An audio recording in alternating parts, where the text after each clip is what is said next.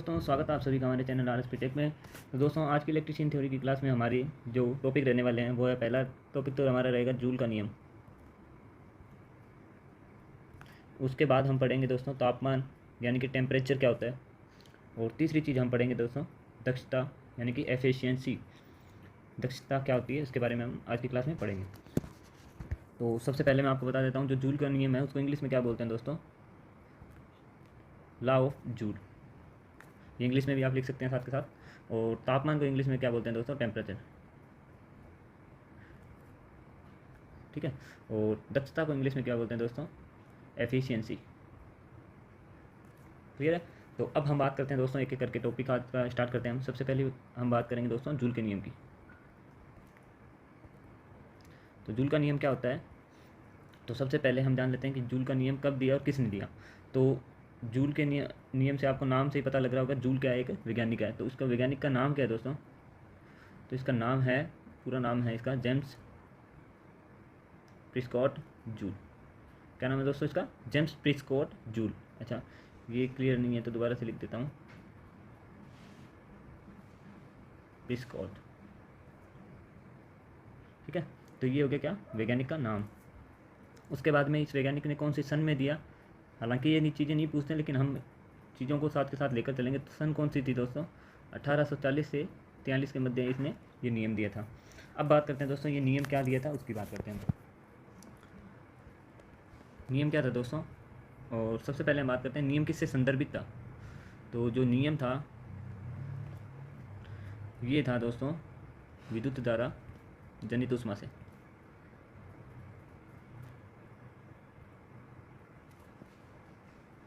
विद्युत धारा जनित ऊष्मा से संबंधित ये क्या था, नियम था।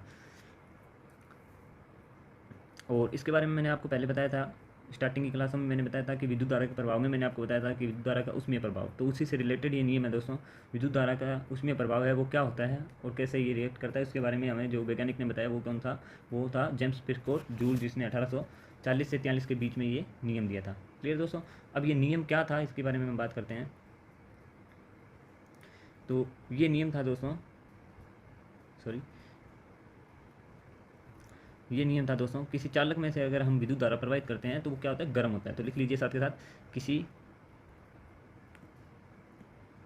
चालक में से, चलो विद्युत धारा को मैं शॉर्ट में धारा लिख देता हूँ, धारा प्रवाह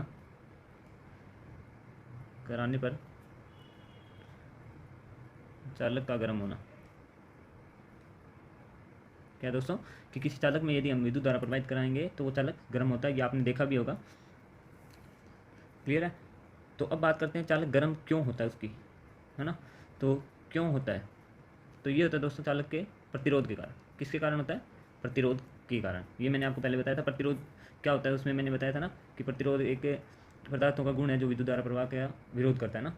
तो उसी के कारण पदार्थ जिसमें से विद्युत धारा प्रवाहित हो रही है वो क्या होगा, गर्म होगा। तो इसका जो मेन रीजन है वो क्या होता है दोस्तों, प्रतिरोध होता है। अब बात करते हैं हम कितना गर्म होगा उसकी।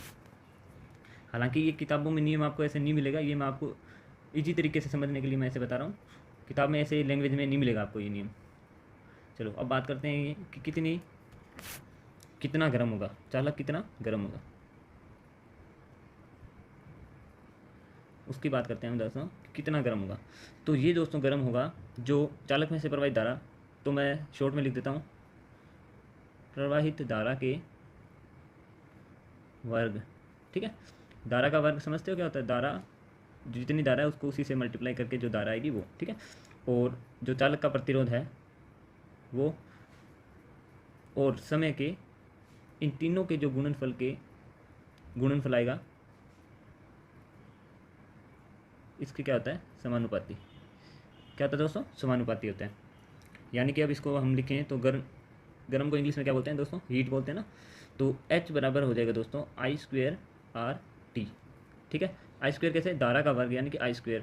और प्रतिरोध को क्या लिखते हैं दोस्तों, R, और समय को कैसे लिखते हैं, T से, है ना।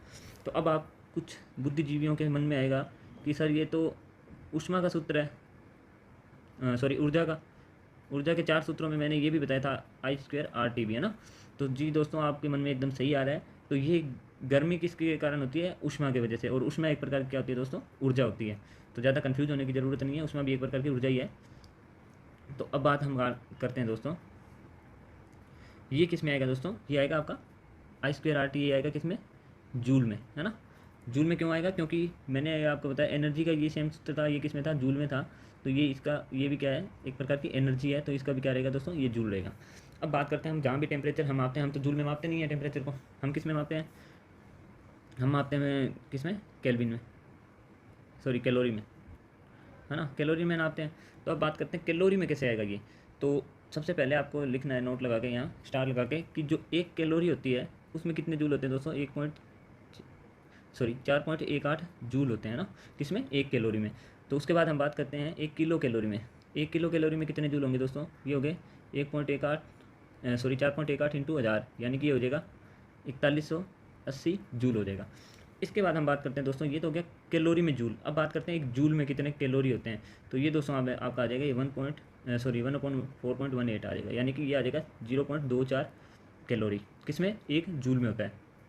इसको किलो में बदलोगे, यानी कि 1 किलो जूल में कितने कैलोरी होते हैं, तो ये आपका आ जाएगा 240 आ जाएगा ना। चलो उस पर हम नहीं जाते। अब उसके बाद हम बात कर रहे थे इसकी कि ये कैलोरी में कैसे आएगा। तो इससे आपको पता लग रहा होगा कि जहाँ कैलोरी हमें जूल को कैलोरी में कन्वर्ट करना है, वहाँ हम डिवाइड कर देंगे 4.18 से, या हम सीधा ये लिख सकते हैं ना। तो पहले हम समझ लेते हैं इसको। तो H बराबर I²RT को हमें क्या है, ये किस में है, जूल में, और इसको हमें कन्वर्ट करना है किस में, कैलोरी में। तो कन्वर्ट करने के लिए हम क्या करेंगे, जो इस I²RT है इसको डिवाइड कर देंगे जूल से, या इसको डिवाइड कर देंगे I²RT को 4.18 से, है ना। तो ये क्या आ जाएगा दोस्तों आपका, ये आ जाएगा कैलोरी में, ये आ जाएगा कैलोरी में। और कितना आएगा, तो ये आ जाएगा दोस्तों आपका H बराबर 0.24 I²RT, और ये किस में आ जाएगा दोस्तों, कैलोरी में, जो कि इसका एक्चुअल फॉर्मूला होता है, किसका, हीट का। तो हीट जहाँ भी आपको कैलकुलेट करनी होगी दोस्तों, तो वहाँ आपको क्या करना होगा, H बराबर 0.24 इंटू I²RT लेना है, या आप ले सकते हो क्या, H बराबर I²RT अपॉन में क्या कर लोगे 4.18, है ना। तो इसमें क्या, कौन से में आ जाएगा, कैलोरी में आ जाएगी, क्या, ऊष्मा या हीट। तो ये होगी दोस्तों जूल के नियम की बात, है ना। अब उसके बाद हमारा सेकंड जो टॉपिक था वो हम सेकंड पेज पे ले लेते हैं। वो क्या था दोस्तों, हमारा तापमान, यानी कि टेम्परेचर। अब हम बात करते हैं दोस्तों टेम्परेचर यानी कि तापमान क्या होता है। तो तापमान क्या होता है दोस्तों, किसी भी वस्तु में जो ऊष्मा है, ऊष्मा की अवस्था को, ऊष्मा की क्या अवस्था। अब अवस्था का मतलब क्या है दोस्तों यहाँ, यानी कि ऊष्मा कम है या अधिक है, कम और अधिक। यदि ऊष्मा कम होगी तो वस्तु क्या होगी, कम गर्म होगी, और अगर ऊष्मा अधिक होगी तो क्या होगा, अधिक गर्म होगी। तो कम गर्म होगी यानी कि क्या है, तापमान क्या है, कम, और अधिक गर्म होगी तो तापमान क्या होगा, अधिक होगा, है ना। तो ये चीज़ जो दर्शाती है वो क्या होता है दोस्तों, तापमान। यानी कि तापमान क्या होता है, वस्तु में ऊष्मा की अवस्था को ही क्या बोलते हैं, तापमान। अवस्था से मैंने आपको बताया कि अवस्था क्या होगी, या तो कम होगी ऊष्मा, या होगी क्या, अधिक। अगर कम होगी तो ये वस्तु क्या होगी, कम गर्म, और अधिक होगी तो वस्तु क्या होगी, अधिक गर्म। और इसी के अकॉर्डिंग क्या होगा, कम अगर गर्म होगी तो तापमान भी कम होगा, और अधिक गर्म होगी तो तापमान क्या होगा, अधिक होगा। ये तो होगी तापमान की परिभाषा से रिलेटेड बात। अब हम बात करते हैं दोस्तों तापमान की इकाइयों की।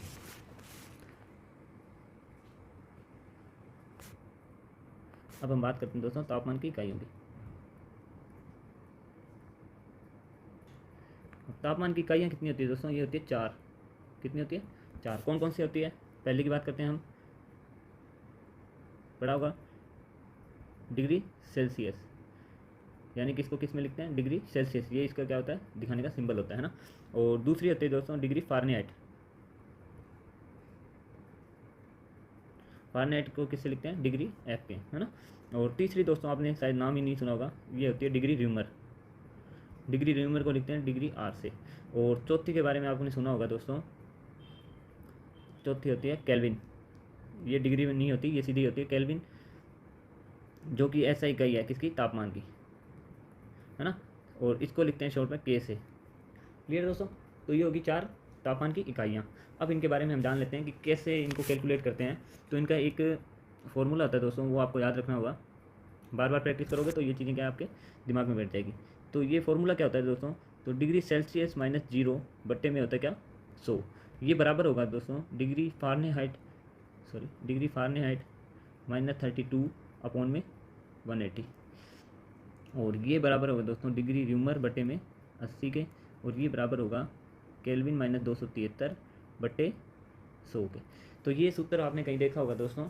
तो ये क्या होता है, ये क्यों यूज किया जाता है, ये किया जाता है दोस्तों, जैसे डिग्री सेंटीग्रेड में आपको मान, या सेंटीग्रेड भी बोलते हैं इसको, सेल्सियस को, डिग्री सेल्सियस में आपको अगर कोई मान दे देगा और वो आपसे पूछ लेगा कि डिग्री र्यूमर में बताओ या डिग्री फारेनहाइट में बताओ या केल्विन में उसका मान बताओ कि कितना होगा। यानी कि आप मान लो फॉर एग्जांपल कि 40 डिग्री सेंटीग्रेड बराबर, ये आ जाएगा आपके एग्जाम में कि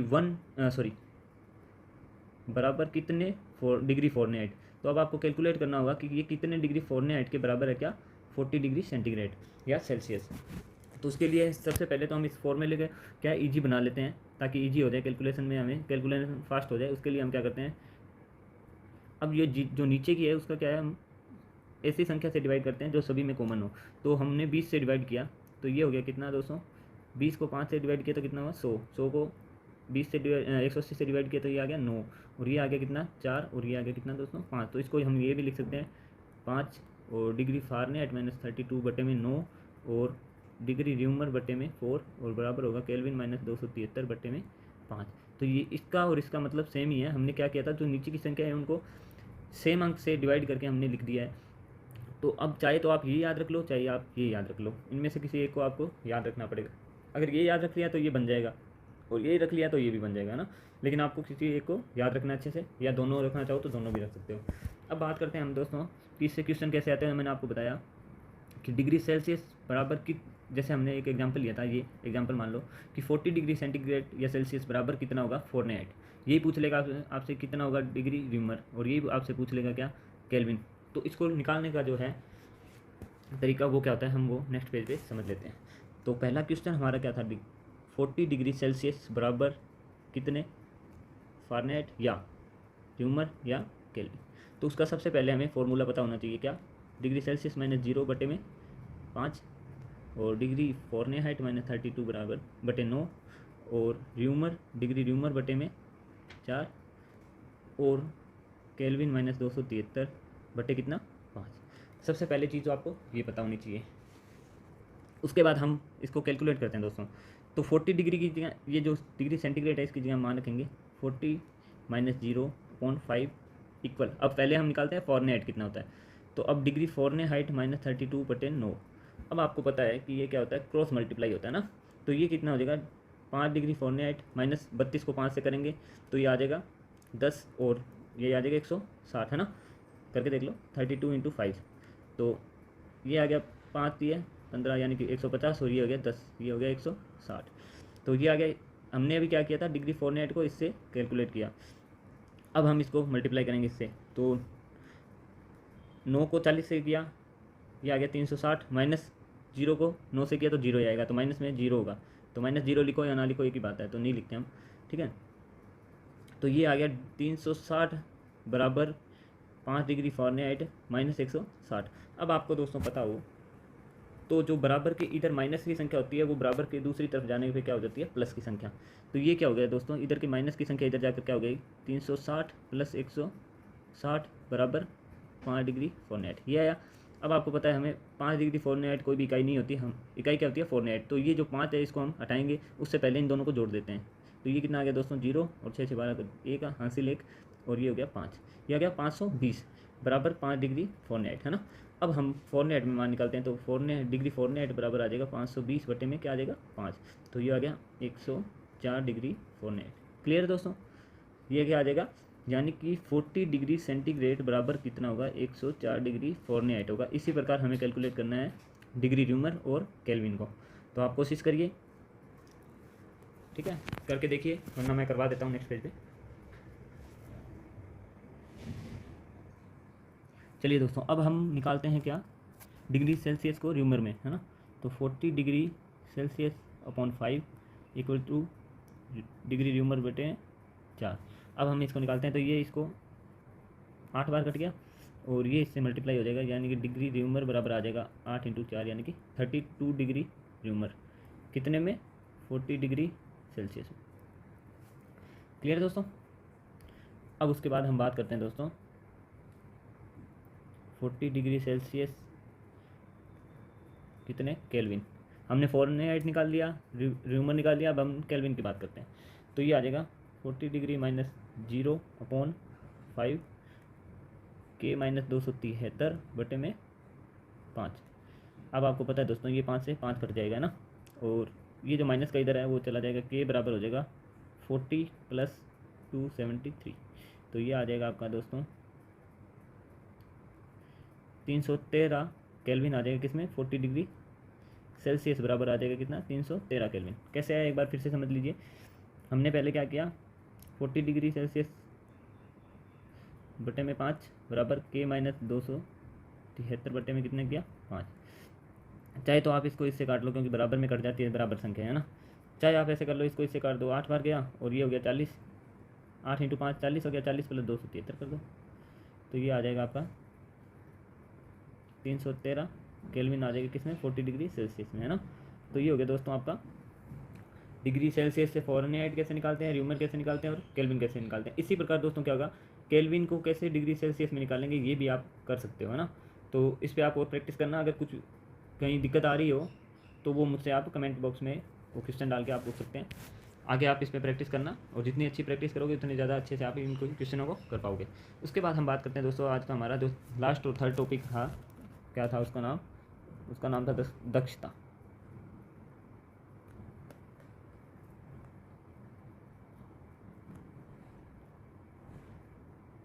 एफिशिएंसी, है ना। एफिशिएंसी क्या होती है दोस्तों, दक्षता। अब हम बात करते हैं दक्षता के बारे में। तो दोस्तों एफिशिएंसी या दक्षता क्या होती है, जो किसी भी मशीन, सेल हो गया, जनरेटर हो गया, उसकी जो आउटपुट है, आउटपुट बटे इनपुट मल्टीप्लाई आप कर दोगे 100 से, तो ये क्या होगी दोस्तों, दक्षता। इसका जो प्रतीक होता है दोस्तों, इसको क्या है, नीटा से प्रदर्शित किया जाता है। ये क्या है, नीटा, क्या है, नीटा, क्लियर है। और इसको दोस्तों किस में हम प्रदर्शित करते हैं, ये होता है दोस्तों तो ये जो आती है वो दक्षता आती है हमेशा दोस्तों किस में, प्रतिशत में, है ना।